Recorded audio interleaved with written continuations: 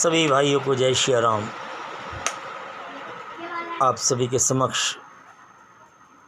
आज मैं एक ऐसे ग्रह पर चर्चा करने जा रहा हूँ। 9 ग्रह के उस परिवार में उस ग्रह का अपना कोई अस्तित्व नहीं है, कोई रूप रंग नहीं है, फिर भी उसकी गुणवत्ता अतुलनीय और इस कदर उच्च कोटि की है कि उसका मुकाबला ब्रह्मांड में कोई भी ग्रह नहीं कर सकता। ग्रहों के परिवार में उस ग्रह को मैंने एक्सीलेटर का नाम दिया है, जो कि गतिमान, गति को तीव्रता, उसका नाम है केतु। उसकी गति इतनी उच्च कोटि की और इतने गतिमान है कि वो संसार के सांसारिक भौतिक संसार के सभी बंधनों को तोड़ता हुआ यदि अपनी दिशा में चले तो सीधा मानव को जन्म मरण के बंधन से मुक्त कर मोक्ष दिला देता है।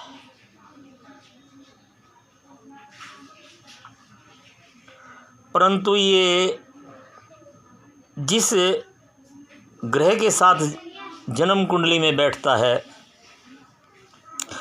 उस ग्रह की गुणवत्ता को 100 नहीं 1000 गुना गतिमान कर देता है। दूरदर्शिता इतनी गहरी पैठ हो जाती है कि सामान्य मानव वहाँ तक सोच भी नहीं सकता, जहाँ केतु उस ग्रह की गुणवत्ता को पहुंचा देता है। केतु यदि सूर्य के साथ बैठता है तो उसे महान ख्याति, राज्य, सम्राट, चक्रवर्ती, प्रसिद्धि दे देता है।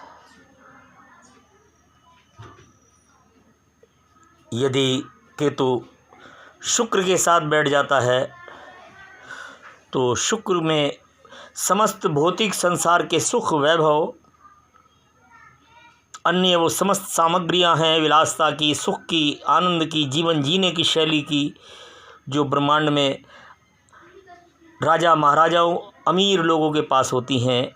यदि शुक्र केतु का मिलन हो तो वो जीव भौतिक सुखों में उच्च कोटि के सुख प्राप्त करता है। यदि यही केतु गुरु के साथ बैठ जाता है तो भक्ति मार्ग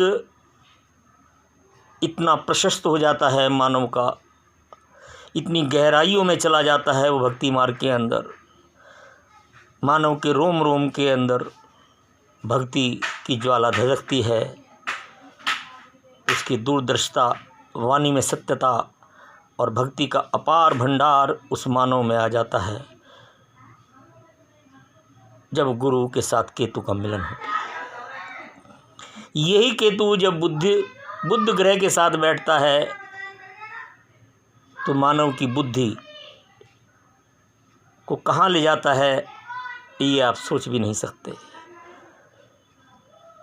बड़े बड़े सेलिब्रिटी, विश्वविख्यात प्रसिद्ध अलग अलग क्षेत्रों के महारथ, चाहे वो राजनीति हो, चाहे वो विज्ञान हो, चाहे वो खोजी हों, चाहे वो आविष्कारक हों, चाहे वो बार्निंग करने वाले हों, और चाहे वो अन्य किसी भी क्षेत्र में, इंजीनियरिंग में, कंप्यूटर में, आध्यात्मिक में, राजनीति में, जालसाजी में, अपनी उस बुद्धि को लगाकर वो करके दिखा देते हैं जो मानव कल्पना भी नहीं कर सकता। बुध के साथ यदि केतु का मिलन है, इसी प्रकार जब चंद्रमा के साथ केतु का मिलन होता है तो थोड़े शब्दों में कहूँगा, बड़े से बड़े एडवोकेट, बड़े से बड़े झूठ को सच बनाकर मुकदमा जीतने वाले एडवोकेट चंद्रकेतु से सम्मानित होते हैं। वो बातों के माया जाल को इस कदर फैला देते हैं, उलझा देते हैं कि जज भी चक्कर खा जाता है, उसके साक्ष्य को ढूंढ नहीं पाता और उसको फैसला देना पड़ता है।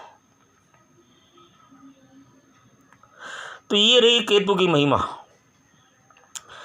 अब आप ये समझिए, निजी ग्रह का अपना अस्तित्व कौन सी राशि में है, कौन से घर का वो ग्रह है, किस शत्रु भाव में बैठा है, शत्रु मित्र राशि में बैठा है, उच्च का है, नीच का है या सम भाव का है, तो वो ग्रह उसी प्रकार उसके अंदर गुण आ जाते हैं। सपोज करिए, मान लीजिए सूर्य के साथ केतु बैठे हैं, तो सूर्य की अपनी राशि सिंह है और उच्च की राशि मेष है। अब यदि सूर्य और केतु इन दोनों राशि को छोड़कर मित्र राशि में है, किसी भी 10 राशि में जो मित्र राशि है उसका प्रभाव थोड़ा अलग होगा, शत्रु राशि होगी उसका प्रभाव थोड़ा कम होगा। यदि यही अपनी सिंह राशि में है तो उसका प्रभाव काफ़ी सशक्त होगा, और यही यदि उच्च राशि में मेष में बैठा है तो उसका प्रभाव जीवन में बहुत उच्च कोटि का होगा। ग्रह के अपने स्थान के अनुसार, राशि के अनुसार, और जब केतु साथ में हो जाता है तो उसके मल्टीप्लाई ही उसके अंदर गुणवत्ता आ जाती है।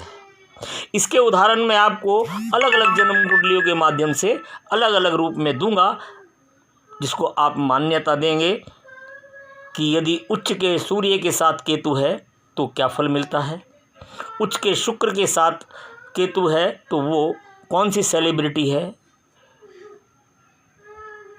बुध अपने मूल त्रिकोण राशि में बैठकर केतु के साथ मिल रहा है तो उसका क्या प्रभाव है और कौन उसका स्वामी है।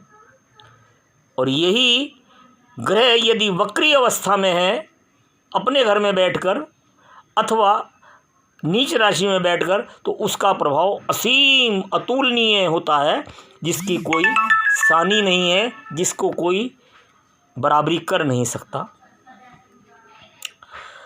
तो मैं बात कर रहा था केतु के मिलन की। केतु जिस ग्रह के साथ बैठता है उसका उस ग्रह की गुणवत्ता में कितने हजार गुना वृद्धि करता है। उस ग्रह के राशि, स्थान, पाप और मित्र राशि में उसके स्थापना है कहाँ है, उसके अनुरूप उसकी गुणवत्ता में वृद्धि होती है। मैं आपको ऐसी ऐसी सेलिब्रिटी, नेता, इंडस्ट्रियल और बर्निंग करने वाले तथा रिमोट के द्वारा पर्दे के पीछे रहने वाले कुछ ऐसी सेलिब्रिटियों के नाम, इन्हीं जन्म कुंडलियों के ग्रह केतु के मिलन के साथ क्या प्रभाव होता है उसका वर्णन, उसको मैं आपके सामने प्रस्तुत करूंगा। अगले एपिसोड में आपसे फिर मिलूंगा। इसी के साथ जय श्री राम।